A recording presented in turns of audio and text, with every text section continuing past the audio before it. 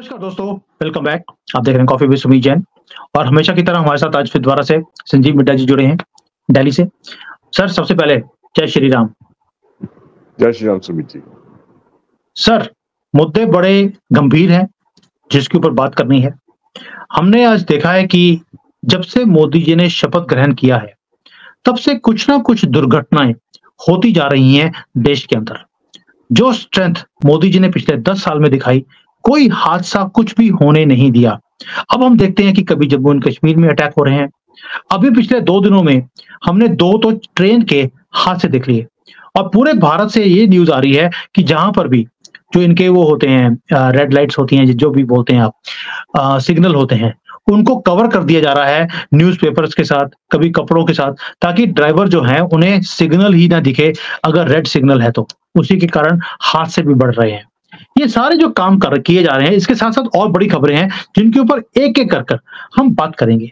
Sir, ये जो चीज़ें हैं, ये भारत की जो तरक्की है, इसे रोकने की एक मुहिम है कि आग लगा दो बस्ती में, हम रहें मस्ती में। और मस्ती में कौन रहता है, आपको मालूम है? जो सुबह-सुबह कुछ सूंघ के उठता है और उन्होंने बोला भी था, today morning I got up at night, क्योंकि सुबह-सुबह तारे दिख रहे थे सूंघने के बाद, तो उनको लगा कि मैं रात को उठा हूँ। तो ये जो सारा कुछ हो रहा है, ये देश की तरक्की को रोकने के लिए है या मोदी जी को तंग करने के लिए है या कोई एजेंडा ही कुछ और है? सुमित जी, आपका बिल्कुल ठीक कहना है कि देश की तरक्की को रोकने का सबसे बड़ा एजेंडा है ये। और वो उसको कंट्रोल करने के लिए सबसे पहले इनको जो एग्जिस्टिंग एनडीए गवर्नमेंट है, मोदी गवर्नमेंट है, इसको उनको काम नहीं करने देना, उनको बदनाम करना है। ठीक है ना? बदनाम करने के कई सारे तरीके हैं। जैसे अभी जैसे ट्रेन के एक्सीडेंट हुए, तो ये सैबोटेज का केस भी हो सकता है। अगर इसकी छानबीन ढंग से होगी तो शायद ऐसे ही निकल के आएगा।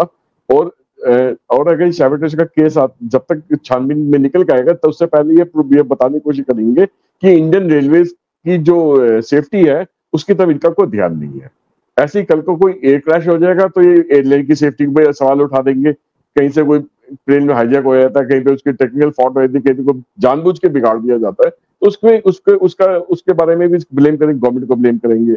अब जो कश्मीर के अंदर हादसे हुए हैं, इतनी प्लानिंग के साथ वो लोग इतनी क्वांटिटी में वो लोग घुसने में कामयाब हुए हैं इलेक्शन के उस टाइम पे, जिस टाइम पे मोदी जी शपथ ले रहे थे। और तो उसके बारे में भी जो वहाँ की जो ऑपोजिशन पार्टीज हैं, कश्मीर के अंदर बैठे हुए या दिल्ली के अंदर जो बैठे हुए लोग हैं, वो ये बोल रहे हैं जी ये टेररिज्म को इनकी बस की नहीं कंट्रोल करना। अब जैसे हमारे पिछले वीडियोस में हमने डिस्कस किया था कि किसान आंदोलन फिर से उठा रहा है। आने वाले दिनों में किसान आंदोलन का भी ग्रुप देखेंगे, उसके बारे में भी बताएंगे कि किसान के बारे में अच्छा नहीं सोच रहे, उनके एमएसपी के बारे में, उनकी कमाई के बारे में नहीं सोच रहे। जबकि सबसे पहले गवर्नमेंट में बनाने के बाद सबसे पहला फायदा जो है किसानों को दिया गया। उनके अकाउंट में जो अमाउंट ट्रांसफर हुआ है, इतने लाखों करोड़ रुपए ट्रांसफर हुए हैं, हर एक को कुछ ना कुछ उसमें फायदा मिला है। तो ये चीज अब जैसे बंगाल साइड में देखिए, बंगाल साइड में आप देखेंगे हिंदू मुस्लिम के वो झगड़े वहां पे शुरू हो गए कि जिस एरिया में हिंदू वोट बैंक ने ज्यादा वोट दिया, उनको परेशान करना शुरू कर दिया है। और उनके जो सामग्री है, पानी है, बेसिक यूटिलिटीज के जो चीजें हैं, वो उनको तंग कर रहे हैं। बिजली पानी के अंदर भी तंग करना शुरू कर दिया है। तो ये जो एटमॉस्फेयर है ना, आप पूरे हिंदुस्तान में ना, अब जिस तरीके से फैल रहा है, आने वाले दिनों में शायद और इससे भी ज्यादा फैलेगा। और भी जगह पे आप ऐसी गलत हरकतें होते देखेंगे। और ये लेवल जो है इस चीज हरकतों का, ये गलत हरकतों के दिन पे दिन बढ़ता चला जा रहा है। चारों तरफ से हम कहीं भी न्यूज चैनल कोई भी खोल कर देख लें, या कहीं से भी इनके लोगों 10 लोगों के बीच में, 5 लोगों के बीच में हम कोई डिस्कशन कर ले, तो हमसे ये बात सुनने में मिलती है कि वहां पे ऐसा हो गया, वहां पे ये गलत बात होगी, यहाँ पे गलत बात होगी। एकदम से ये चीजें एकदम से सामने कैसे आ गई? अभी तक तो सब कुछ ठीक चल रहा था, एकदम से कैसे आ गई? तो दैट मीन्स कोई ना कोई इसको जानबूझ के इसको पैदा कर रहा है, और उसके पीछे ऐसे लोग लगे हैं जो पूरे कंट्री में माहौल खराब करने के चक्कर में है। तो इसका मेरे पास एक ही निष्कर्ष पहुंचा है कि जो ऑपोजिशन पार्टी है, जो इंडिया अलायंस थी, दे आर बैड लूजर्स के इनको संज्ञा में देता हूं कि अगर वो लूज कर गए हैं, तो वो इस चीज को बर्दाश्त ही नहीं कर पा रहे कि एनडीए गवर्नमेंट ने या मोदी गवर्नमेंट ने तीसरी बार शपथ ले ली है फिर से गवर्नमेंट बनाने की, और तीसरी बार मोदी जी फिर से एक स्ट्रांग लीडर के साथ फिर से उभर के आए हैं। तो आप G7 का समिट ही देख लीजिए, G7 के समिट में जब मोदी जी गए तो उनको किस तरीके से ट्रीटमेंट मिली है, हाईएस्ट ऑर्डर की ट्रीटमेंट मिली है, बहुत इज्जत मिली है। और जो फोटो सेशन हुआ था उसमें भी मोदी जी सबसे अलग से बीचों बीच पूरी टीम के बीच में खड़े नजर आ रहे थे अलग से ही। यहाँ तक कि यूएस के प्रेसिडेंट भी अलग साइड में नजर आ रहे थे और दूसरी कंट्री के प्रेसिडेंट भी सब साइड में नजर आ रहे थे, मोदी जी अलग से बीचों बीच अलग से नजर आ रहे हैं। तो दैट मीन्स उनकी जो पॉपुलैरिटी चार्ट है उसमें कहीं भी कमी नहीं रही, वो भी एक स्ट्रॉन्ग लीडर की तरह वहां पे अभी भी वर्ल्ड फोरम के सामने वो नजर आ रहे हैं, अपने आप को पेश कर रहे हैं। और जो इंडिया की जो पॉलिसीज थी, स्ट्रॉन्ग इकोनॉमिक पॉलिसी थी या फॉरेन पॉलिसी थी, कंट्री के इकोनॉमिक पॉलिसीज थी, वो भी उन्हीं पॉलिसीज को उसी तरीके से आगे लेके चल रहे हैं, जो इन लोगों से किसी से बर्दाश्त नहीं हो रहा है कि अगर ये 5 साल और निकाल लेंगे तो हमारी जो बची कुची जो कसर है ये पूरी तरह खत्म हो जाएगी, हम कहाँ जाएंगे। तो ये किसी ना किसी तरीके से इंडिया के अंदर इतना ज्यादा माहौल खराब करने के चक्कर में है कि आने वाले दिनों में हमें ऐसा महसूस होगा कि यार ये वही देश था जिसमें हम आज से पिछले 2 टर्म में बड़ी एकदम शांति से बिना किसी तमाशे के हमने आराम से जिंदगी निकाल ली और तरक्की भी देखी और मजे से जिंदगी भी निकाली। मगर अब वो चीज माहौल पूरी तरह बिगड़ने वाला है सुमित जी, जिस तरीके से रोज खबरें आ रही हैं ये कोई अच्छी चीज नहीं हो रही है। ये मतलब ये लोग इस तरीके से क्यों कर रहे हैं, इनको इससे हासिल क्या होगा ये भी मैं नहीं जानता। मतलब हासिल तो क्या होगा कि यही होगा, देश को तोड़ने की बात करेंगे कि किसी तरीके से मोदी जी को बदनाम करा जाए, इस गवर्नमेंट को बदनाम करा जाए, इसके अलावा इनका कोई और मकसद नहीं। जबकि मुझे ऐसा लगता है कि मोदी जी सख्ती से पेश आएंगे इनको और आना भी चाहिए। मतलब हमारी ये मांग रही है मोदी जी से कि पूरी तरह सख्ती से पेश आए, इन लोगों को सिर न उठाने दें। अब जहां सिर उठाएंगे ये मतलब ये इनकी फिर लिमिट नहीं है कोई भी किसी भी तरीके से माहौल को खराब करने की। सर, आपने बोला कि इनकी कोई लिमिट नहीं है माहौल को खराब करने की। हिंदू हेट्रेड हमने देख लिया। 3 चीजें बताता हूं आपको मैं। ईद के पोस्टर निकले हैं कांग्रेस के तेलंगाना में, उसमें काऊ स्लॉटर दिखाया गया है, ईद पे मजा आएगा गाय को काटने में। ये तो इनके एजेंडास थे। केरला में प्रोसेशन शुरू हो गया है, अब हिंदुओं को जलाकर खत्म करेंगे। ये केरला में शुरू हो गया है, कांग्रेस करवा रही है, सीपीएम करवा रही है।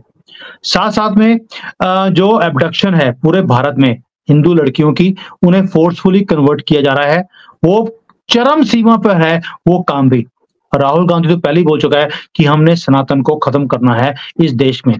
तो जो ये आप बोल रहे हैं कि एजेंडास, इनके एजेंडा तो बिल्कुल क्लियर है, वो सामने दिखते हैं। अब ये सारी चीजों को अगर ठीक भी करना है, ये तो यानी कि वो एक छड़ी घुमाई और काम सीधा हो जाएगा। कुछ ना कुछ तो ग्राउंड के ऊपर काम करना पड़ेगा। लेकिन ऐसा क्या हो गया कि इलेक्शन खत्म हुए हैं, उसके बाद एकदम से चीजों ने आग पकड़नी शुरू कर दी। आपकी बात सही है कि पिछले 10 सालों में तो शांति थी, सबसे तरक्की करने वाला सेफेस्ट कंट्री था, एकदम से अनसेफ कैसे हो गया? ये क्या हिंदुओं की बेवकूफी है कि हमने 400 पार वाली पार्टी जो लेके जा सकती थी, इतना काम करने के बाद भी उसे 240 पे रोक दिया। क्या उसकी प्राइस हम पे कर रहे हैं कि अब हिंदुस्तान में ही सेफ नहीं दिखता? सुमित जी, मुझे याद है कि जब इलेक्शन जिस दिन वोट डाले आ रहे थे और मैंने आपके उस टाइम पे कई वीडियोस देखे थे कई पैनलिस्ट के साथ में, आप बारी बारी एक ही चीज बोल रहे थे कि हिंदुओं को वोटिंग डालने के लिए कम संख्या में बाहर आए हैं, परसेंटेज कम हुई है। और आप उसी दिन से सबको आगाह कर रहे थे कि ये कम नहीं होनी चाहिए, सब प्लीज सब बाहर आओ, वोट डालो, सब कुछ करो। मगर कहीं ना कहीं पे हिंदू तबके ने, हिंदू की जो पॉपुलेशन है, उन्होंने सुस्ती दिखाई। वो रिलैक्स मोड में रहे कि हम नहीं भी डालेंगे तब भी इतनी वोट तो मोदी जी की आ जाएंगी। इतनी वोट तो तब आएंगी जब आप वोट डालोगे, जब वोट ही नहीं डालोगे तो वो उनकी सीट्स आएंगी कहाँ पे। और आज उसी चीज का इस हिंदुओं को खामियाजा भुगतना पड़ रहा है कि अगर वो बढ़ चढ़ के इलेक्शन का हिस्सा देते, अपने अपने जो मत डाल के आते, वोट डाल के आते, तो शायद एनडीए गवर्नमेंट की जो है इससे भी कई ज्यादा सीटें निकल के आती और वो कहीं इससे भी ज्यादा स्ट्रांग पोजीशन में रहती। जीतना तो उनका तय था, बट यही था कि कितनी सीटों से वो जीतने जा रहे हैं। तो अभी जो फर्क है, जो इंडियन अलायंस है या एनडीए अलायंस के अंदर जो 50-60 सीटों का फर्क है, शायद ये फर्क 100-150 सीटों का हो जाता तो मोदी गवर्नमेंट और भी स्ट्रांगली अपने डिसीजन लेने में कामयाब होती। अब इसका करा क्या जाए? मतलब ये तो देखो, अब तो इन्होंने तय कर ही लिया है कि इन्होंने किसी भी तरीके से कंट्री के अंदर जानबूझ के आग लगानी है। जगह जगह बारूद फैलाना है। तो ये तो जानबूझ के क्रिएट, जो माहौल खराब हो रहा है जानबूझ के ही खराब करा जा रहा है। ऐसा माहौल मतलब बिना जानबूझ के खराब करे बगैर ऐसा माहौल क्रिएट नहीं हो सकता। नॉर्मल सर्कमस्टेंसेस में ऐसे माहौल क्रिएट नहीं होता। ये तो जानबूझ के ही खराब करा जा रहा है। उसके पीछे अभी भी जो फॉरेन लॉबी है वो भी बढ़ चढ़ के इसमें बहुत पैसा लगा रही है। अभी भी वो आगे उनकी इनकी कोशिश है कि अगर हम अभी कुछ टाइम और इनको परेशान करें, गवर्नमेंट को इनके बारे में बदनाम करें, इनको लोगों के बीच में ऐसा एक परसेप्शन क्रिएट करें कि ये गवर्नमेंट आपको आने वाले 5 साल में आपको कुछ भी काम करके नहीं देगी, तो या आपके बारे में अच्छा नहीं सोचेगी, आपको कोई बेनिफिट नहीं पहुंचाएगी, तो शायद ये इस गवर्नमेंट को शायद गिराने में कामयाब हो जाए। पर ऐसा होगा नहीं। मेरा मानना है सुमित जी, देखिए मोदी जी और उनके जो टीम है वो इस चीज को भी भनक चुकी होंगी अब तक कि ये क्या होने वाला है और क्या करने जा रहे हैं।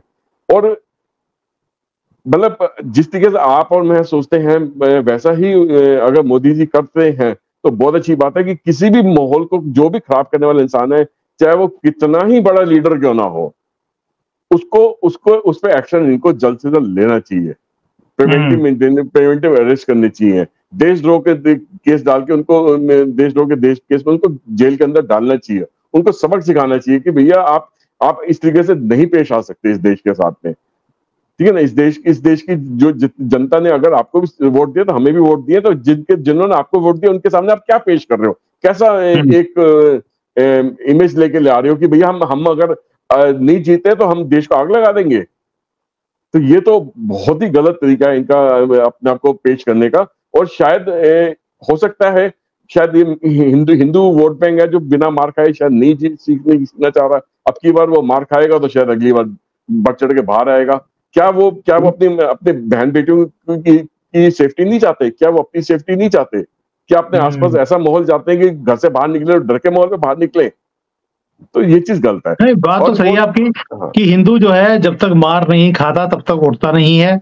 इस बार तो लात भी इतनी जोर से पड़ी है कि अब कन्वर्जन्स पूरे जोर पे पूरे भारत में हो रही हैं, गायें काटी जा रही हैं और दिखा कर काटते हैं और हमारे मंदिरों में वो गाय का जो सर है काट के फेंक भी जाते हैं रात के 2 ढाई बजे।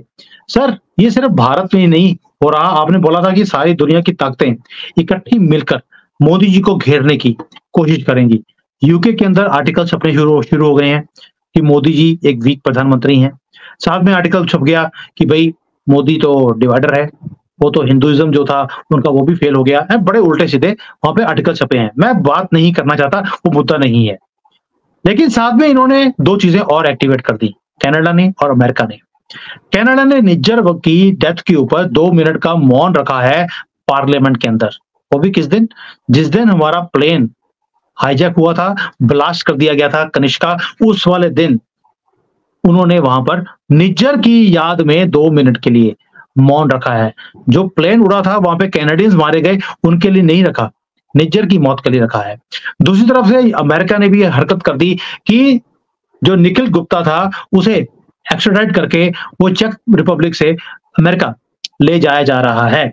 ये एक बड़ा ही स्ट्रॉन्ग मैसेज है भारत की गवर्नमेंट के लिए कि भाई अब हम आपको टिकने नहीं देंगे। आपको तोड़ने की जो फोर्सेस हैं, बेशक वो खालिस्तान हो, कुछ भी हो, अब हम उन्हें बढ़ावा देने वाले हैं। आपको नहीं लगता कि अब ये पोस्चर जो है पूरी दुनिया का स्ट्रॉन्ग होता जा रहा है भारत के खिलाफ कि मोदी जी को अब वो जो स्टेज थी कि 79% अप्रूवल रेटिंग थी पूरे दुनिया में, इसको ध्वस्त करना है? बिल्कुल ठीक कह रहे हैं। मोदी की जो अप्रूवल रेटिंग थी उसको किसी न किसी तरीके से नीचे लाने की पूरी कोशिश है। और अमेरिका और कनाडा तो समझो कि भाई भाई हो गए ना, जो अमेरिका कहेगा उससे कनाडा ने वो ऐसा करना ही करना है। मगर अगर देखिए बेसिकली ये लोग क्यों कर रहे हैं ऐसा, ये जितनी भी अमेरिका के अंदर रूलिंग गवर्नमेंट है या कनाडा के अंदर रूलिंग गवर्नमेंट है, ये फार लेफ्टिस्ट आइडियोलॉजी वाली गवर्नमेंट्स है। बेसिकली ये कम्युनिस्ट टाइप की सोच वाली गवर्नमेंट है। और कम्युनिस्ट सोच वाली गवर्नमेंट और मुस्लिम जितने भी ग्रुप्स होते हैं वो साथ में हमेशा साथ में मिलकर काम करते हैं। ठीक है ना? तो उनका जो कोर वोट बैंक होता है वो दूसरी कंट्री में जो के अंदर जो जिन्होंने गलत काम करे होते हैं, वो एक तो वोट बैंक होता है। जैसे खालिस्तानियों में हिंदुस्तान में बहुत गलत काम करे हैं इन्होंने, टेररिज्म यहाँ पे बहुत बढ़ाया था, बट वो वहां पे खालिस्तानियों का जो ग्रुप है वो कनाडा में उनका वोट बैंक बना हुआ है। तो वो इसलिए उन लोगों को खुश करने के लिए ऐसी हरकत करते हैं, पार्लियामेंट में 2 मिनट का मौन रख दिया, कुछ कर दिया। बट एक चीज और मैं बता दूं सुमित जी, चाहे अमेरिका की रूलिंग गवर्नमेंट है या कनाडा की रूलिंग गवर्नमेंट है, ये जब भी इलेक्शन होगा ये वापस अपने को रिपीट नहीं करेंगे, नंबर 1। नंबर 2, अगर खालिस्तान बनेगा तो कनाडा में बनेगा, हिंदुस्तान में, भारत में तो बनने से रहा।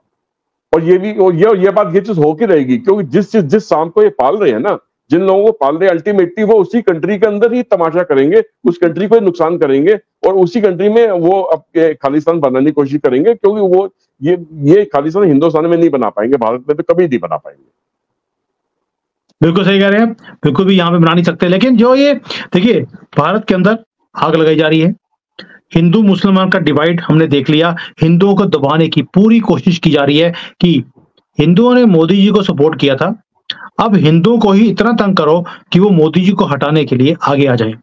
दुनिया की फोर्सेस मोदी जी को अटैक कर रही हैं, यानी कि हिंदुस्तान के राजे को अटैक किया है।